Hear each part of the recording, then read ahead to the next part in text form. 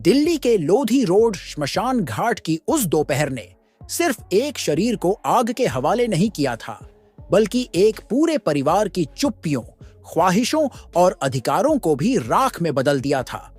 संजय कपूर, एक नाम जो सिर्फ भारत के नहीं बल्कि इंटरनेशनल बिजनेस सर्कल्स में भी इज्जत और रुतबे के साथ लिया जाता था। वह सिर्फ एक सफल उद्योगपति नहीं थे, एक ब्रांड थे, एक विजनरी। लेकिन जब उनकी चिता जली, उस दिन उनके साथ ही बिखर गया एक ऐसा साम्राज्य जिसकी नींव में था एक सपना जो उन्होंने अपनी बेटी के साथ देखा था, और एक भरोसा जो उनकी पत्नी ने उम्र भर संजो कर रखा था। परिवार के लोग उस वक्त आंखों में आंसू और दिल में सन्नाटा लिए बैठे थे, लेकिन उसी राख के बीच एक ऐसी चिंगारी उठ चुकी थी जो बाद में एक कानूनी और भावनात्मक युद्ध में बदलने वाली थी। अब सवाल सिर्फ इतना नहीं था कि किसे सबसे ज्यादा दुख है, असली सवाल यह था, संजय कपूर की विरासत किसके हिस्से में जाएगी? संजय की पहली पत्नी करिश्मा कपूर, जिनके साथ 2 संतानें, समायरा और एक बेटा। वहीं तीसरी पत्नी प्रिया सचदेव, जिनके साथ उनका एक छोटा बेटा अयान। रिश्ते अब बस खानों में बढ़ चुके थे। संजय की मौत के बाद यह परिवार एक हो पाता, इससे पहले ही एक दस्तावेज ने सब कुछ बदल दिया। चिता की आग बुझी भी नहीं थी कि मीडिया में एक कानूनी नोटिस वायरल हो गया। दावा किया गया कि संजय कपूर ने अपनी संपत्ति और कंपनी के संबंध में कोई खास वसीयत छोड़ी है, लेकिन यह दस्तावेज सार्वजनिक नहीं था। लोगों में हलचल मच गई। क्या वाकई संजय ने किसी एक को सब कुछ देने का फैसला किया था? जैसे जैसे खबरें आईं, पता चला कि संजय कपूर ने कोई पब्लिक वसीयत नहीं छोड़ी थी।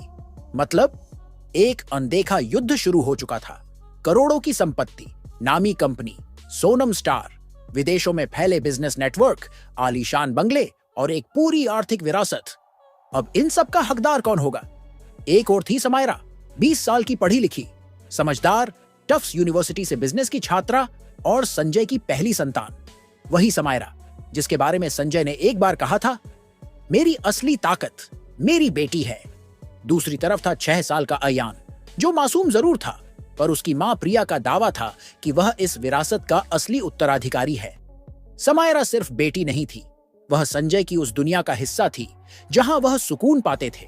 बीमार होते तो डॉक्टर नहीं, समायरा से बात करते। तनाव में होते तो उसके साथ वक्त बिताते। वह सिर्फ उनके साथ बड़ी नहीं हुई थी, बल्कि उनके सपनों की साझीदार भी रही थी। वहीं प्रिया सचदेव कहती थीं, मैं सिर्फ पत्नी नहीं, उनकी प्रोफेशनल पार्टनर भी थी। मैंने कंपनी के फैसलों में बराबरी से हिस्सा लिया। दोनों औरतें एक ही व्यक्ति से जुड़ी थीं, पर अब दोनों एक दूसरे के सामने थीं। एक ओर भावनाएं थीं, दूसरी ओर अधिकार, और बीच में थी सोनम स्टार। सोनम स्टार 500 करोड़ से ज्यादा की नेटवर्थ वाली कंपनी जो ऑटोमोटिव सेक्टर में अपनी पकड़ रखती थी। लेकिन इस बार कंपनी के शेयर नहीं, परिवार की भावनाएं उठ गिर रही थीं। मीडिया में बहस शुरू हो चुकी थी, समायरा या अयान, पढ़ाई या परंपरा, योग्यता या भावनात्मक रिश्ता। इसी बीच आया कंपनी का आधिकारिक बयान। सोनम स्टार ने साफ किया कि सीईओ का पद पूर्ववत विक्रम सिंह के पास रहेगा। न समायरा को कोई जिम्मेदारी सौंपी गई, न ही प्रिया को डायरेक्टर बनाया गया। कंपनी ने यह स्पष्ट कर दिया कि वे अब परिवार नहीं, प्रोफेशनल गवर्नेंस के तहत काम करेंगे। इस स्टेटमेंट ने दोनों पक्षों को झटका दिया, पर बहस खत्म नहीं हुई। सोशल मीडिया पर लोग 2 धड़ों में बंट गए। एक वर्ग कहता, समायरा को उसका हक मिलना चाहिए, वो पढ़ी लिखी और समझदार है। दूसरा वर्ग कहता, कंपनी इमोशन से नहीं, एक्सपर्टीज से चलती है। करिश्मा कपूर अब तक चुप थीं, लेकिन एक दिन समायरा की इंस्टाग्राम स्टोरी सामने आई। वो सिर्फ मेरे पापा नहीं, मेरे गाइड थे। यह लाइन साधारण नहीं थी, यह उस चुप्पी के पीछे छुपे तूफान की पहली झलक थी। वहीं प्रिया ने बेटे अयान की तस्वीरें जारी की।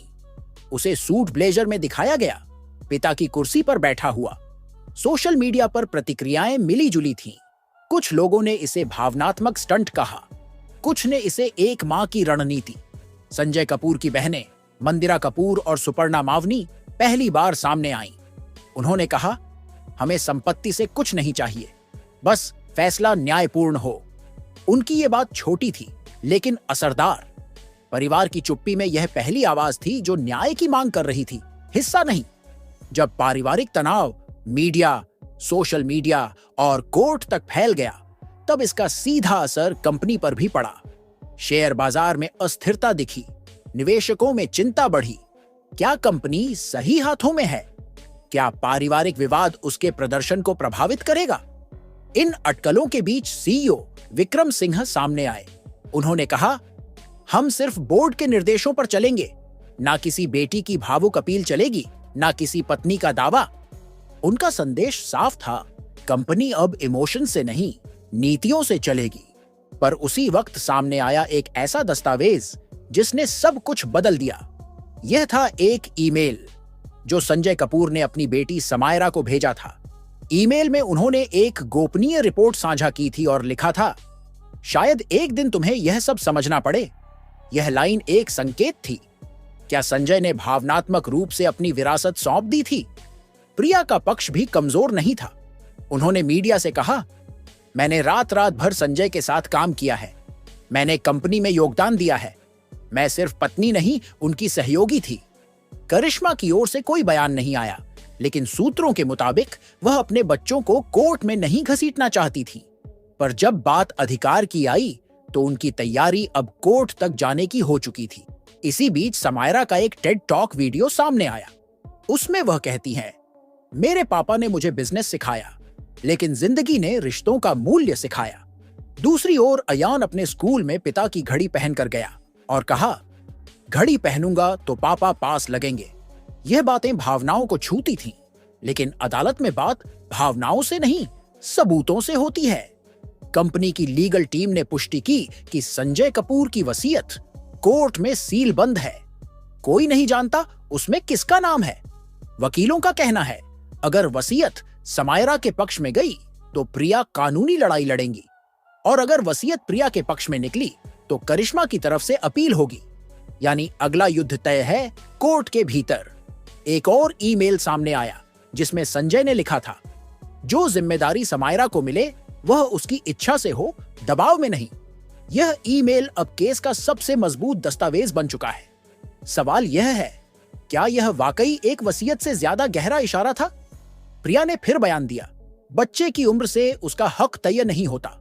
अयान ने अपने पिता के साथ हर दिन बिताया है। वहीं सूत्र बताते हैं कि करिश्मा अब कोर्ट केस के लिए तैयार है, लेकिन मीडिया से दूर रहना चाहती है।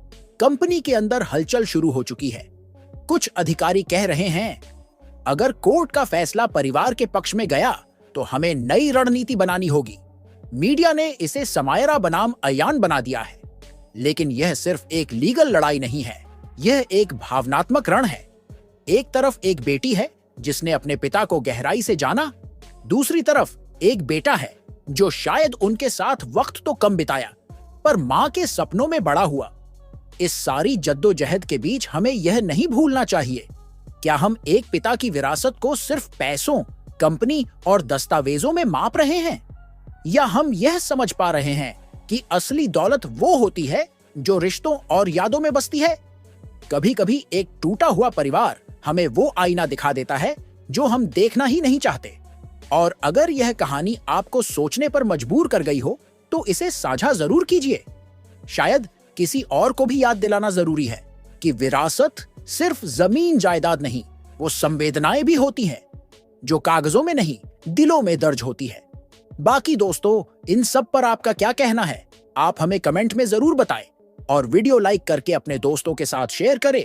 और अगर आप चैनल पर नए हैं तो चैनल सब्सक्राइब जरूर करें ताकि आपको मिले सारी वीडियो की नोटिफिकेशन सबसे पहले। धन्यवाद।